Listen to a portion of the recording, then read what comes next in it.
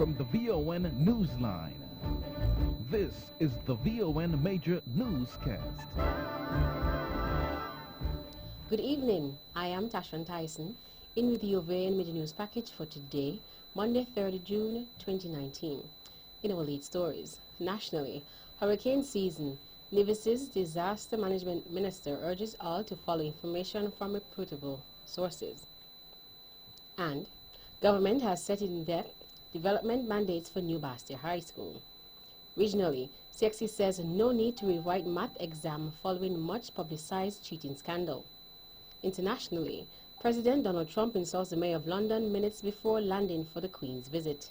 And in sports, Golden State Warriors beat the Toronto Raptors in Game 2 to level series.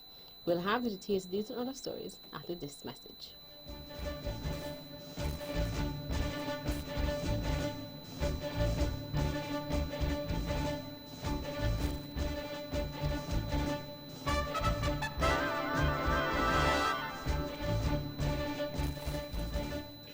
Another look. Different from how you've seen it before. Another look. Takes an in-depth look into business, politics, science, technology, religion, and more. Another look. Featuring documentaries from the BBC, regional features, and local ones too. Another look. Every Monday at 3 p.m. on the Eastern Caribbean's powerhouse, VON.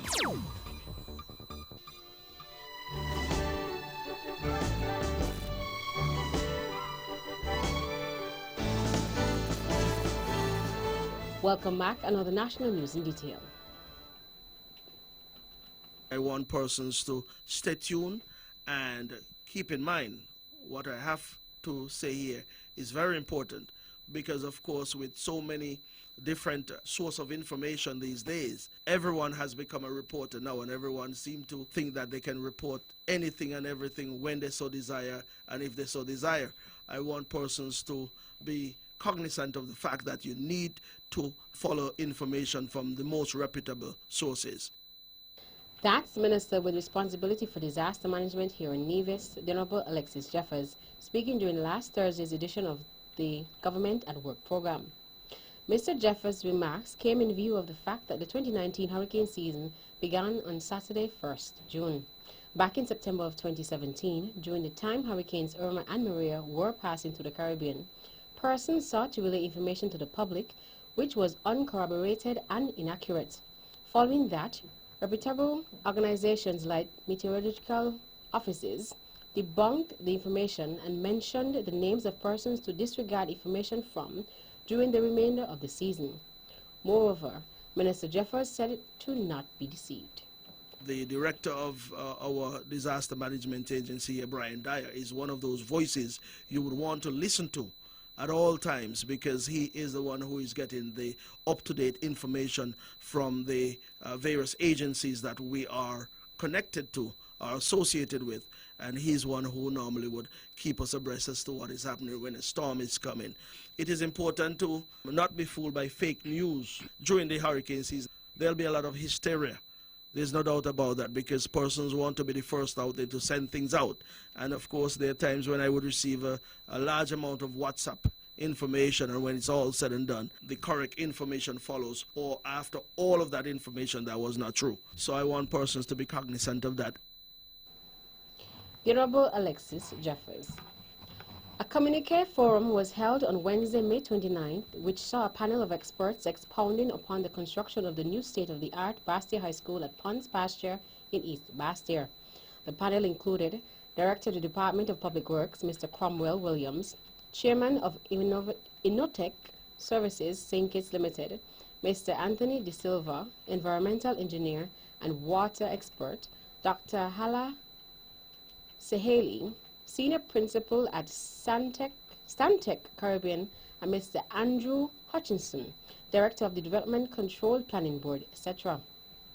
Mr. Cromwell Williams, in his presentation, stated categorically that the location at the Ponds Estate does not pose a threat or danger to the potable water supply. According to Mr. Williams, the site of the new Bastia High School is located approximately 1,000 feet downstream of well 148. The experts alluded to some of the key factors addressed in the Environmental Impact Assessment EIA report for the New Barcia High School throughout their presentations, which included the institutional and legislative framework, stormwater drainage with regards to flood risk, the disposal and treatment of wastewater sewage, and possible impacts on the Barcia Valley aquifer. The interactive session was also attended by cabinet ministers led by Prime Minister Dr. Honorable Timothy Harris. Meanwhile, Chairman of Innotech Services St. Kitts Limited, Anthony De Silva, stated that the construction of the New Barcia High School BHS project has been a very detailed and in-depth process to go through. Innotech is a family-owned construction company out of Barbados and has placed a strong emphasis on schools since its establishment in 1991. At the community forum held on Wednesday, May 29th, Mr. De Silva said the government, with legislation, has set up how it intends to mandate proper development of the school. He stated that the school, when built, will be the most modern state-of-the-art secondary school in the entire Caribbean. He also reassured that the company has been involved in some very comprehensive, major, difficult projects in the water industry and in education. Prime Minister of St. Kitts and Nevis, Dr. Honorable Timothy Harris, is calling for an apology from 2 European Union EU parliamentarians following the discrediting of St. Kitts and Nevis' Citizenship by Investment CBI program. We are very disappointed that 2 members of the European Parliament would have written a letter to the EU Commission and the President of the European Council to request scrutiny of our program without a scintilla of evidence of any wrongdoing by anyone in our program. We therefore call on those 2 MPs, Madam Gomez and Shark, to recall their letters and to apologize to our people. Prime Minister Harris was speaking at his press conference on May 29, 2019. This comes amidst allegations that Nevis' Premier, the Honorable Mark Brantley, aided a Russian national, Mr. Andrei Pavlov, in obtaining a St. Kitts and Nevis passport. The letter, written on May 10, 2019 by the MPs Anna Gomez and Majorite Shaking, called for the immediate termination of the visa waiver for St. Kitts citizens upon false pretenses that the St. Kitts and Nevis Citizenship by Investment CBI program, which has been in place for 35 years, has allowed persons of international criminal interest to travel with the St. Kitts and Nevis passport. According to a release from the Ministry of Social Development in the Nevis Island Administration, NIA, distribution of checks for persons registered under the Household Assistance Program, alias the Poverty Alleviation Program, will be held on Wednesday, June 5th. The release states that checks are now available for the May 2019 disbursement of the Poverty Alleviation Program and be collected at the Department of Social Services from 9:30 a.m. to 3 p.m. However, there will be no distribution of checks at the ETW Parks Pavilion. A valid government-issued ID must be presented when collecting checks. Celebrating our progress as a nation, 35 years of early stimulation. That's the theme for this year's celebration of Child Month 2019, which is celebrated annually here in St. Kitts and Nevis in the month of June. Junior Minister of Education here in Nevis, the Honorable Troy Library, in an address to mark the occasion, said that the children have a right to a conducive environment. We recognize that the children are the future of our society and that they have a right to a quality childhood, one that allows them the best opportunities for quality development in multiple facets of life, an accepting environment that allows for individual differences and does not discriminate based on individual capability, health, developmental, economic or social status, or cultural background. An environment surrounded by caring and responsible adults who help them develop their self-confidence and the ability to make appropriate choices and decisions. Meantime, the minister in his address sought to sensitize the public on what the government has in place regarding the early childhood sector. At present on Nevis, we have 4 public centers and 22 registered private centers offering early childhood services. We have active parent-teachers associations at these institutions that help to foster that partnership between parents and institutions. Keen attention is given to training for teachers and caregivers. Junior Minister of Education here in Nevis, the Honorable Troy Liburd. In police news, 66-year-old Parcel Sylvester Hope of Pond Road, Newtown, St. Kitts, was formally charged with the offense of wounding with intent last Wednesday, May 29th. Hope was wanted by police after a wanted person bulletin was issued for him regarding a wounding incident which occurred on Friday, May 17th at the Independence Square in St. Kitts. Subsequently, he was arrested by police on Tuesday, May 28th, according to a communique from the police. Police has also extended appreciation to the media for assisting in disseminating the information and to the general public for their assistance. Still in police news. Lawmen are investigating a shooting incident that occurred in Lodge Project St. Kitts on Saturday, June 1st. Based on a communique from the police, they responded to a report of a shooting at approximately 4 a.m.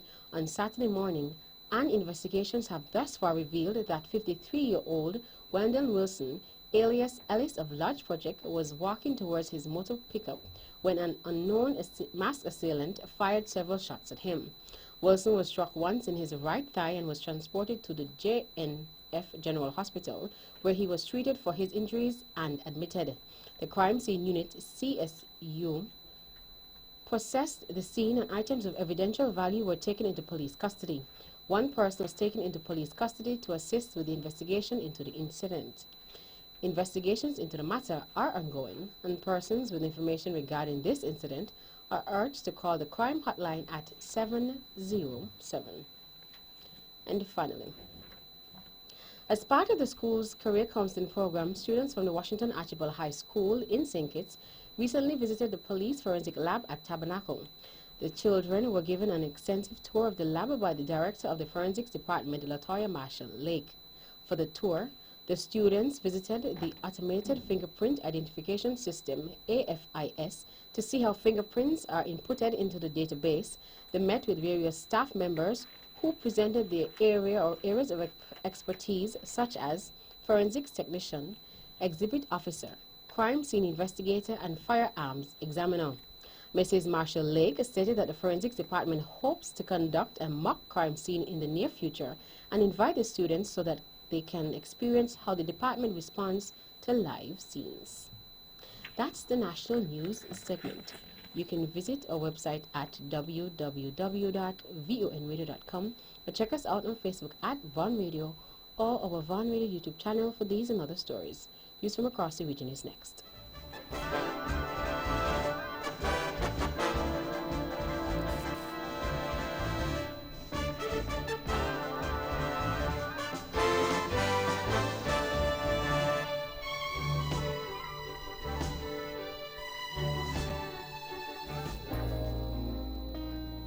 Ladies and gentlemen, this here's another one for the steppers.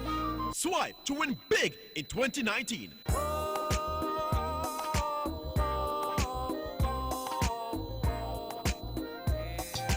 That's right, the Bank of Nevis Limited is once again giving you, our valued customers, a chance to win big. Just swipe or use your Bond Visa credit card for US $100 for a chance to win a cruise for two, an iPhone XS, or a grocery dash at Best Buy Supermarket. Say what? Sign up for a Bond Visa credit card and automatically be entered for a chance to win. This offer ends August 31st, 2019. So tell your friends and family, just swipe to win big with the Bank of Nevis. The Bank of Nevis Limited, improving the quality of life. Like us on Facebook or follow us on Instagram.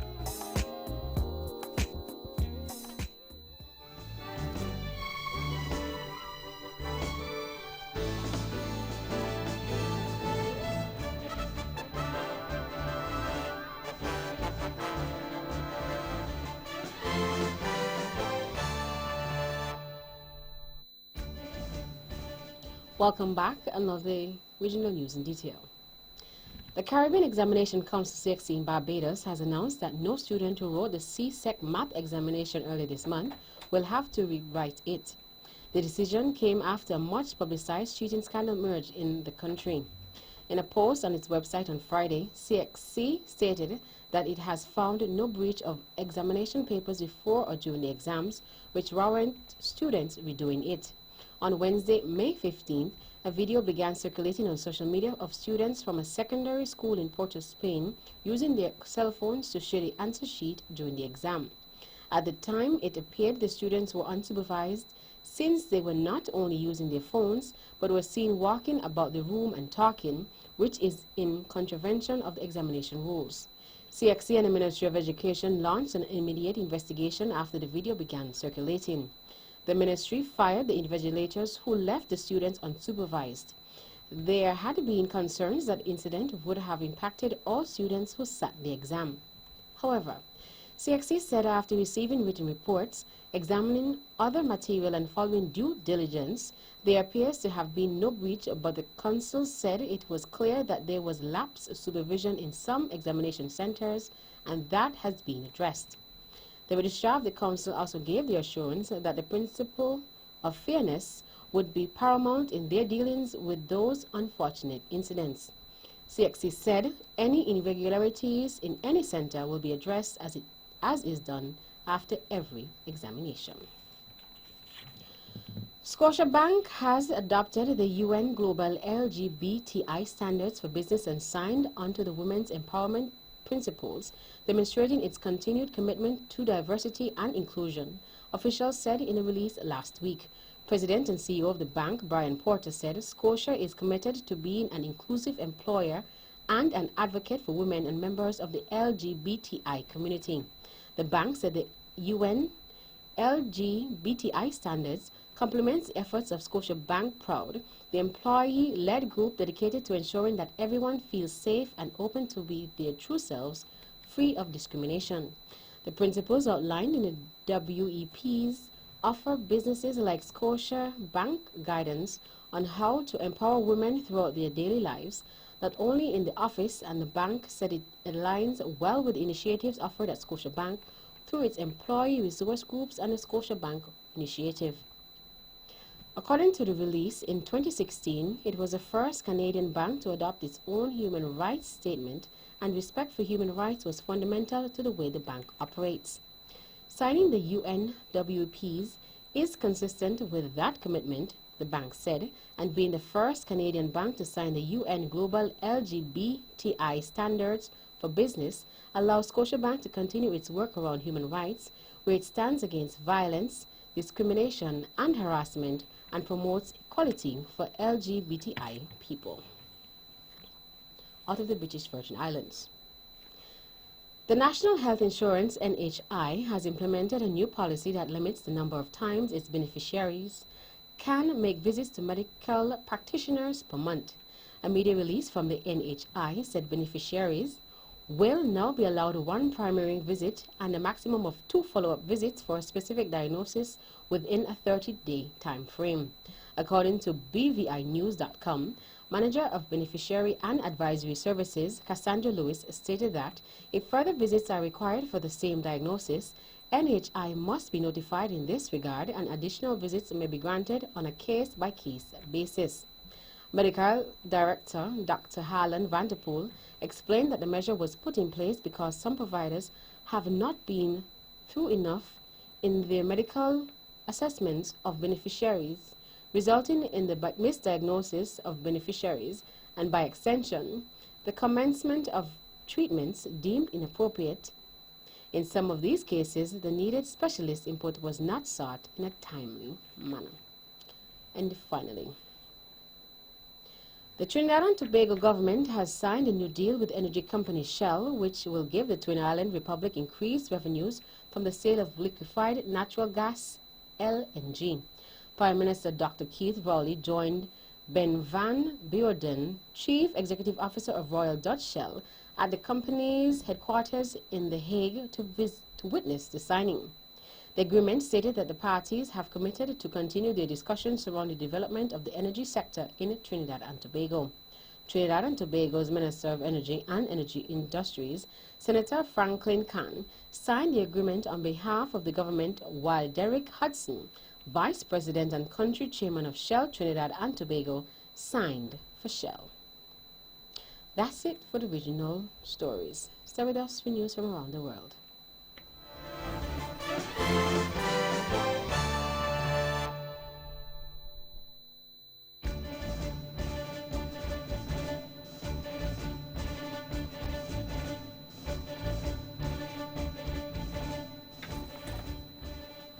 Welcome back. Another international news in detail. At the start of the U.S. president's three-day-state visit to Britain, a row has erupted between Donald Trump and the mayor of London, Sadiq Khan. On the flight over, President Trump called Mr. Khan a stone-cold loser after a scathing newspaper article by Mr. Khan. The mayor's spokesman called the president's response childish. The BBC's Kathy Kane reports. This is a visit that is all about pomp and ceremony, with a president who insists on bucking pomp and ceremony by getting involved in politics, and puts out a controversial tweet about the Mayor of London just before he lands. So this is why this particular state visit, so important as this relationship is also something of a headache for both British and American officials to pull off without something upsetting the apple cart along the way. Sudanese security forces have attacked a pro-democracy protest outside the military headquarters in the capital, Khartoum, activists say. Gunfire has been heard, and medical sources saying at least 12 people were killed. Sudan has been governed by a transitional military council, TMC, since President Omar al-Bashir was overthrown in a coup in April. The council later denied using force to break up the main protest site. The BBC's Tommy Oladipo's reports from Nairobi. The Sudanese Professionals Association, which is one of the main protest groups, has blamed the military regime for the deaths of protesters this morning in the capital, Khartoum. The city has been on lockdown, movement is restricted, with the youths setting up barricades and security forces cracking down on the resistance. Videos circulating on social media show security forces beating protesters. There have also been images of the wounded receiving treatment. It's possibly the worst violence since President Omar al-Bashir was overthrown in April. About 800 women and children have begun leaving a detention center in northern Syria. It has housed the families of Islamic State group fighters. The BBC's Arab Affairs correspondent Alan Johnston reports. At least 17 buses have left the Al-Hol camp. Those on board were Syrian women and their children who are being allowed to return to hometowns in nearby Raqqa province. The transfer will ease pressure on the badly overcrowded camp, which holds more than 70,000 people. Among those in detention are women who came to Islamic State group-controlled territory from all around the world. Some remain deeply radicalized and loyal to IS. Their home countries have been very reluctant to take them back. And finally, a helicopter crew searching for 8 climbers who went missing in the Indian Himalayas has spotted 5 bodies, Indian sources say. 4 Britons, 2 Americans, an Australian and an Indian made up the missing group who disappeared on India's second highest peak. The climbers have not been heard from since 26 May, a day before an avalanche hit the 7,860-meter mountain. 4 other climbers who were part of the group ascending the peak were rescued on Sunday and have since been then assisting rescue efforts. Indian Air Force helicopters that have been searching the ridges of Nanda Devi have come back with grim news. Rescuers say they've seen bodies on the slopes of the mountain. They've been searching for 8 climbers who were meant to return to base camp on Friday. Authorities are now trying to assess how to retrieve the bodies from such treacherous terrain where helicopters cannot land. Bad weather has also been affecting operations. Nanda Devi is considered one of the toughest mountains in the world to climb. That brings us to the end of our news segments. Latest in Sports is next.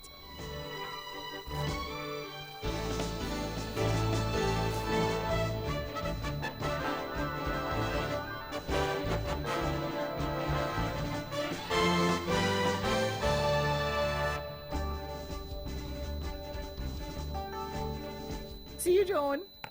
Betty, how come you never tell me what's going on up at TDC? Well, I'm glad you asked because TDC Automotive has some awesome deals. Get the car a new spare tire for just $100 plus VAT. And they have selected tires for 30% off. And for the Jeep, if you buy a selected Goodyear tire, you can get a second one for just $99. Well. And not finished yet. They're offering up to 30% off selected Valvoline oils and universal car mats and a whopping 50% off Energix batteries. TDC Automotive not making no joke. I going up there now.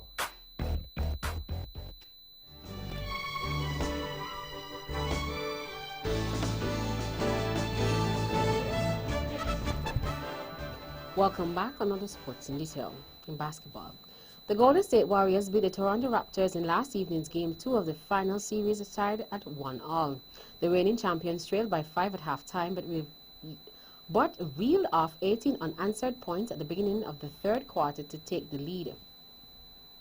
Toronto got back within 2 points of the fourth, but with 7 seconds remaining in the game, Andre Iguodala scored a 3-pointer to seal the win. The scores were Golden State Warriors 109, Toronto Raptors 104. Wednesday's Game 3 is in Oakland after the opening 2 were in Toronto. In local cricket, defending champions the Ivor Walters Primary IWPS beat the St. Thomas's Primary School STPS at the Renako Morton TDC Primary Schools Cricket Tournament on Thursday, 30th May. The scores were IWPS 76 for 3 in 8.2 overs, STPS 75 for 5 in 15 overs. IWPS won by 7 wickets. In more local sports, here are the results from the St. Kitts Nevis Anguilla National Bank Netball League. Saturday, 1st June, Royal Logistics Aqua Blazers 37, S-Crave Newtown Ballers 32. Hence, winning the best of 3 finals 2 games to 1. The Royal Logistics Aqua Ballers are therefore the 2019 St. Kitts Nevis Anguilla National Bank champions of netball. This makes it a 3-peat for the team, as they also won the title in 2017 and 2018. Best defender and MVP of the tournament, Vikish Connor of Aqua Ballers. Most accurate shooter went to Vanessa Isles of Newtown Ballers, and best attacking player, Natalie Sutton, Newtown Ballers. In cricket, England suffered a stunning upset at the hands of inspired Pakistan in their second ICC World Cup match at Trent Bridge. The hosts and favourites were surprisingly lackluster in the field as Pakistan, lured on by their noisy and vibrant fans, posed 348 for 8. Even though England has made a habit of overhauling such targets, they were still faced with having to pull off the most successful chase in World Cup history. They were also denied by the rejuvenated Pakistanis, who had lost their previous 11 one-day internationals, including a 4-0 defeat by England prior to the tournament and then a humiliation against West Indies on the ground on Friday. The final scores were England 334 for 9, Pakistan 348 for 8. Pakistan won by 11 runs. That's it for sports. The general weather forecast is next.